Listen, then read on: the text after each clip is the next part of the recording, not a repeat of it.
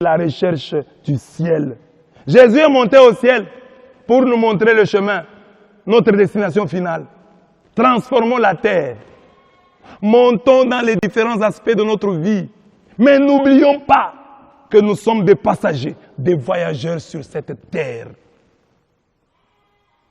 Hébreux 11, 13.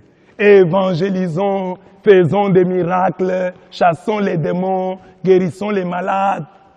Engageons-nous politiquement, luttons pour la justice et la paix, faisons des distinctions dans les études, distinguons-nous au travail, distinguons-nous dans le mariage, excellons dans les voyages, excellons dans la construction, excellons dans l'habillement, excellons dans le sport, excellons dans la musique, excellons dans le bien, excellons dans le beau, excellons dans le vrai. Mais que notre plus grande joie consiste dans le fait de savoir que nos noms se trouvent inscrits dans les cieux. Luc 10, 20. C'est ça notre destination finale. Car quel avantage l'homme aura-t-il à gagner le monde entier s'il le paye de sa vie? Ou bien que donnera l'homme qui est la valeur de sa vie? Matthieu 16, 26. L'objectif, nous pouvons tout faire. J'ai dit, nous cherchons Dieu, mais c'est pour le ciel, pour que nous allons le voir un jour. Nous cherchons la double portion. Déjà dit, ce ne sont pas ceux qui me disent, Seigneur, Seigneur. Il dit, ces jours-là, ce ne sont pas ceux qui me disent, Seigneur, Seigneur, qui entreront dans le royaume des cieux. Les gens me diront, nous avons fait des miracles. Je vais leur dire, je ne vous ai jamais connu. L'essentiel est ici. Qu'après avoir cherché Dieu, après avoir cherché la double portion, après avoir cherché l'excellence, que nous arrivions à destination, que nous entrions dans la vie, que nous n'allions pas en enfer.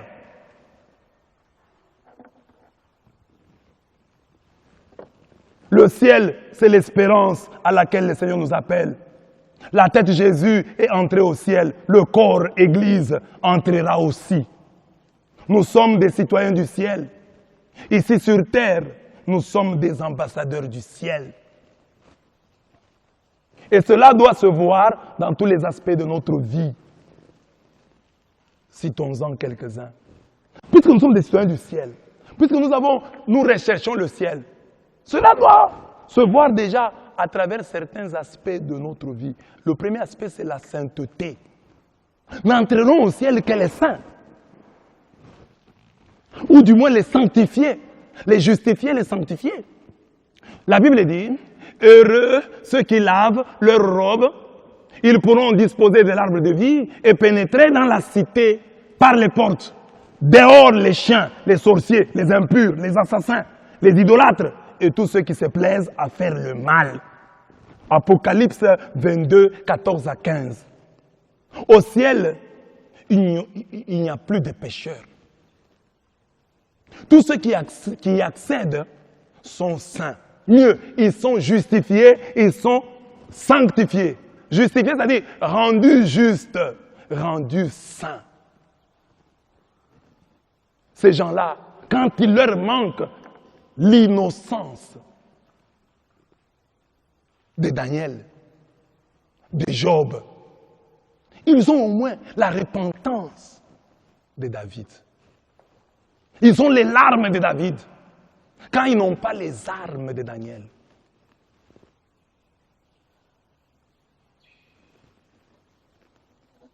La sainteté, c'est ça. La soif du ciel se voit dans le désir de sainteté. Quand nous n'avons pas la réalité de la sainteté, ayons au moins le désir de la sainteté. Tu veux le ciel, mais les pécheurs n'entrent pas au ciel. Que Dieu du haut du ciel, lui qui sonde les reins et les cœurs, puisse voir que mon enfant ici est faible, bien entendu. Mais il se bat, il a en lui un grand désir du ciel. Il veut le ciel.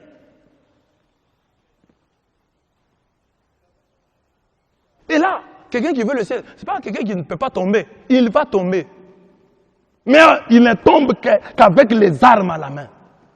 Il ne se laisse jamais tomber. Il tombe avec les armes à la main. Il tombe après s'être battu.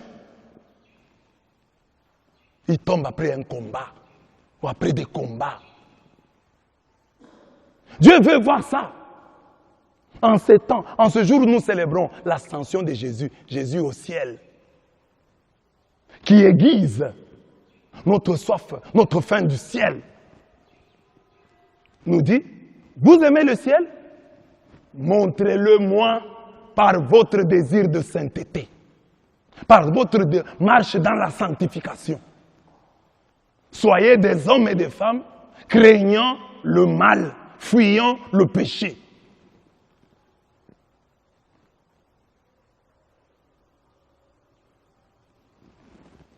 Un chrétien, quand il est faible, il doit se dire quand même si je suis un pécheur, mais pas ça. C'est le degré zéro du désir de sainteté. Quand tu commences à dire, je suis un pécheur, mais pas ça. Je fais du mal, mais pas ça. Ça, je ne peux pas faire. Mais quand tu n'as même pas ça, c'est fini, tu es perdu. Il faut arriver à un moment où on dit, pas ça. Je suis faible, mais pas ça. Commence par là. Alors dans la vie, tu regardes, quand tu entends les gens s'injurier, tu dis, moi aussi, il m'arrive d'injurier, mais pas ça. Ça, je ne pourrais pas. Un chrétien, c'est comme ça. Au début, là, c'est le chrétien qui commence. Mais quand tu grandis, tu vas commencer à éliminer. Tu dis, ah voilà, j'ai éliminé tel péché, j'ai éliminé tel autre, j'ai éliminé tel autre. Mais il y a eu une épine, une écharde dans ma chair. Et là, je me bats. Là, je dis, Seigneur, enlève cette épine, enlève cette épine. Là, laissez-moi. Non, ma puissance se déploie dans la vie. Il faut que je me batte. Mais pas un chrétien qui ne se bat pas, qui ne fait que tomber. Qui tombe lui, qui cherche lui-même, qui va se jeter lui-même dans les ravins. Qui tombe à volonté. Tu veux le ciel? Montre-le par ta sainteté, par ta marche dans la sainteté. Et ça, c'est quoi? J'ai dit, la marche de la sainteté. Le désir de sainteté se voit sur toi. Dans la repentance, la capacité de dire, ah là, j'ai mal fait, pardonnez-moi. Mon Dieu, j'ai mal fait. Mon frère, j'ai mal fait. Ma soeur, j'ai mal fait. Ma femme, j'ai mal fait. Mon mari, j'ai mal fait. Et cet homme, il est faible, mais le désir de sainteté est en lui. Il se confesse auprès de Dieu et il demande pardon à ses frères. Il dit au diable, Satan, tu me fais tomber dans le péché, je te ferai tomber dans la confession, je te ferai tomber dans la demande de pardon. Je te ferai tomber par mon humilité. Mais si nous péchons et que nous commençons à justifier nos péchés, là, nous sommes sortis du chemin de la sanctification. Là, nous sommes loin du ciel. Mais si malgré tes faiblesses, tu as encore le remords, comme je l'ai dit ici, tu n'as pas l'innocence. Tu n'as pas l'innocence de Daniel, de Job. Mais tu as au moins la repentance de David. Tu seras l'homme selon son cœur. L'homme selon le cœur de Dieu. C'est un élément. Tu veux le ciel? Montre-le par ton désir de sainteté. Ton désir de sanctification. Deuxième trait, la louange et l'adoration. La Bible dit qu'au ciel, les 24 vieillards se prosternent devant celui qui siège sur le trône pour adorer celui qui vit dans les siècles des siècles. Ils lancent leur couronne devant le trône en disant « Tu es digne, ô notre Seigneur et notre Dieu, de recevoir la gloire, l'honneur, la puissance, car c'est toi qui créas l'univers par ta volonté. Il n'était pas et il fut créé. » Apocalypse 4, 8 à 11. Au ciel, on loue et on adore Dieu continuellement, 24 heures sur 24, les 24 vieillards n'ont même pas le temps de porter leur couronne. Ils jettent leur couronne devant le trône de l'agneau. Ils jettent leur couronne devant le trône. Ils n'ont pas le temps de porter leur couronne. Comment porteront-ils leur couronne devant le trône de l'agneau? Ils ne peuvent pas. Et 24 heures sur 24, ils ne font qu'adorer. Ils ne font qu'adorer. Tu es digne, Ô Seigneur notre Dieu, de recevoir la gloire, l'honneur, la puissance. C'est toi qui créas l'univers. Par ta volonté, il n'était pas et fut créé. Ils sont là. 24 heures sur 24 ne font que ça. Si nous sommes des citoyens des cieux, nous devons aimer de manière particulière la louange, l'adoration et chanter le Seigneur en présence des anges, comme le dit le psaume 137, 1 à 2. Donc il y a des chrétiens qui disent, ils fêtent l'ascension. Oh, Jésus est allé au ciel, nous aussi nous irons au ciel. Bon, ça va.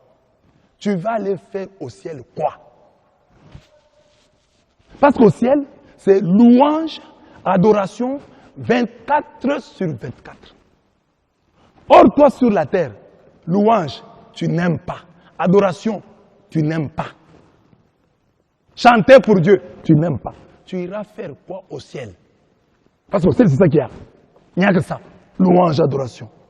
Tu es digne. Tu es digne de recevoir l'honneur, la gloire, la puissance. Amen, amen, amen, amen. La louange, la gloire, la sagesse, l'action de grâce, l'honneur, la puissance et la force soit à notre Dieu. Amen. Amen, amen, la louange, la gloire, la sagesse, l'action de grâce soit à notre Dieu d'éternité en éternité. Mais toi, tu n'aimes pas l'adoration. Tu n'aimes pas la louange. Quand on commence à louer Dieu, quand on commence à adorer, ça t'ennuie. Tu n'iras pas au ciel, parce que si tu vas au ciel, tu vas commencer à t'ennuyer. Il faut aimer le ciel aujourd'hui. Celui qui aime le ciel a déjà le billet dans le premier point, dans son désir de sainteté. Il y a le billet, une partie du billet. Il y a une partie du billet dans l'amour de la louange, de l'adoration. Parce que c'est ça qu'il y aura au ciel. Tu n'aimes pas la prière. Tu n'aimes pas parler avec Dieu. Tu n'aimes pas rester en ta présence. Tu vas aller faire quoi au ciel? Parce qu'au ciel, on reste souvent en ta présence. Toi, quand il y a match et il y a prière, tu préfères match. Film et prière, tu préfères le film. Tu vas aller faire quoi au ciel? Tu peux voir que tu es un citoyen du ciel par ton amour de la louange, par ton amour de ce qui se passe au ciel. Au ciel, on fait quoi? On loue Dieu. Au ciel, on fait quoi? On adore Dieu. Alors, est-ce que j'irai au ciel? Oui. Tu as un signe? Tu as un petit signe? Oui, j'ai un petit signe. En tout cas, j'aime la louange, j'aime l'adoration, j'aime rester des heures à louer, adorer Dieu. Quand j'adore Dieu, j'oublie. J'oublie. Je peux me dire, je vais adorer pendant 1 heure. Mais je me surprends l'adorant pendant 3 heures, pendant 4 heures, pendant 5 heures. Et je ne vois pas le temps passer, tellement je l'aime. Et quand je l'adore à genoux. Comme les 24 vieillards. Je me prosterne devant lui. Je chante et je crie. Cette louange et cette adoration, ce sont des signes qui me disent non, non. Tu as quelque chose du ciel en toi. 3e trait, l'amour, la charité. Oh, je cherche le ciel. Mais est-ce que tu en as le billet? Oui, j'ai le billet parce que je fuis le péché, je cherche la sanctification, j'aime la louange, j'aime l'adoration, j'aime la contemplation de mon Dieu. Et aussi, j'ai l'amour. Surtout ça. J'ai l'amour. Parce qu'au ciel, on nous dit que les prophéties, ça n'existera pas au ciel. Il n'y aura pas de prophètes. Oh, moi, je suis prophète au ciel. Pas question. Les langues n'existeront pas au ciel. Oh, les guérisons, tu vas guérir qui au ciel? Mais ce qui existera au ciel, c'est l'amour. L'amour. L'amour. La charité ne passe jamais. Les prophéties, elles disparaîtront. Les langues, elles se tairont. La science, elle disparaîtra. Maintenant donc demeure foi, espérance, charité. Ces 3 choses. Mais la plus grande d'entre elles, c'est la charité. L'amour ne passera jamais. Au ciel, nous n'aurons plus besoin de prophéties. Nous n'aurons plus besoin d'espérance. Nous n'aurons plus besoin de foi. Mais au ciel, nous allons aimer Dieu. Au ciel, nous allons aimer notre prochain. Au ciel, nous allons aimer même nos ennemis. Si nous sommes des citoyens des cieux, nous devons nous aimer sérieusement et sincèrement. Et ce, au-delà de tous les clivages. Parce qu'au ciel, il n'y a pas de clivage. Au ciel, nous sommes une foule immense que nul ne peut dénombrer. Une foule de toutes nations, races, peuples et langues. Debout devant le trône et devant l'agneau, vêtus de robes blanches. Nous sommes en uniforme au ciel, tous en robe blanche. Palme à la main, symbole de la victoire. Il n'y a pas de jalousie, car au ciel, nous tous, nous sommes des victorieux. Nous avons la palme à la main. Chacun a sa palme à la main. Nous tous, nous sommes habillés de la même façon. Uniforme, robe blanche. Et là, il n'y a pas de clivage ethnico-tribal. Des clivages de race, il n'y en a pas. Des pays, des nations, il n'y en a pas. Nous serons un seul peuple. Alors toi, tu veux aller au ciel, mais tu es tribaliste, tu es raciste. Il n'y a pas de ciel pour toi. Cherche le ciel des blancs, il n'existe pas. Le ciel de noir, il n'existe pas. Le ciel des Baluba, des Baswahili, des Bengales, il n'existe pas. Au ciel, il y aura toutes les tribus. Si aujourd'hui sur la terre, tu es tribaliste, c'est un signe que tu iras en enfer. Parce qu'en enfer, il y a les tribalistes. Parce qu'en enfer, c'est la haine. Mais au ciel, c'est l'amour. Tu veux savoir si tu as déjà le billet du ciel?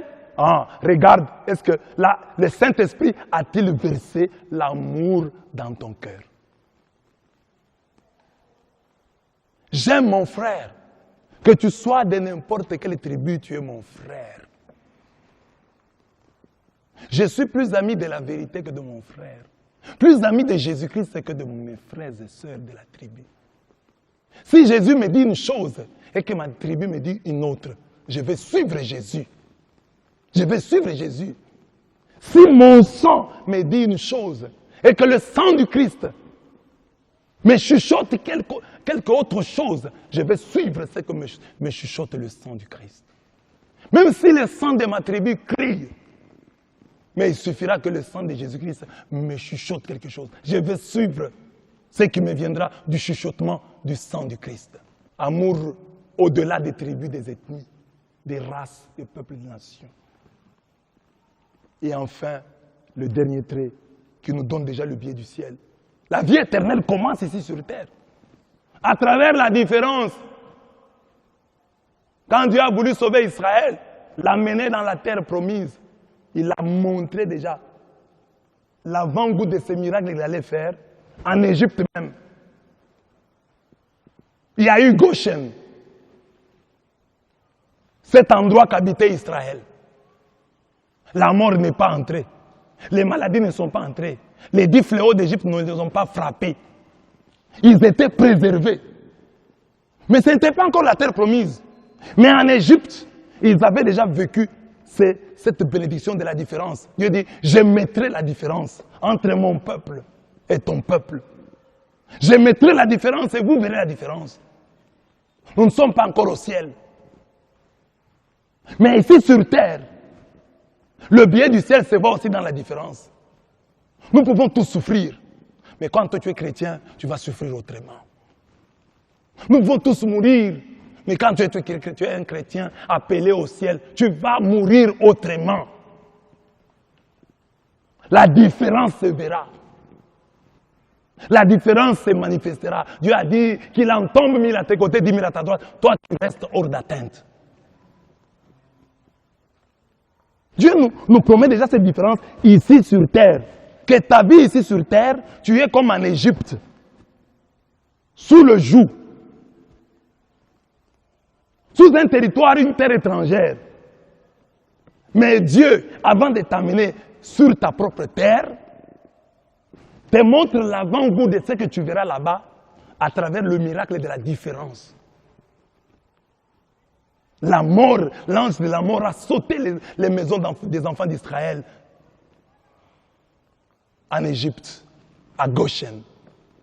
Le sang de l'agneau les a préservés de la mort, les a préservés des fléaux d'Égypte. Quand il y avait des mouches partout en Égypte, il n'y en avait pas à Goshen.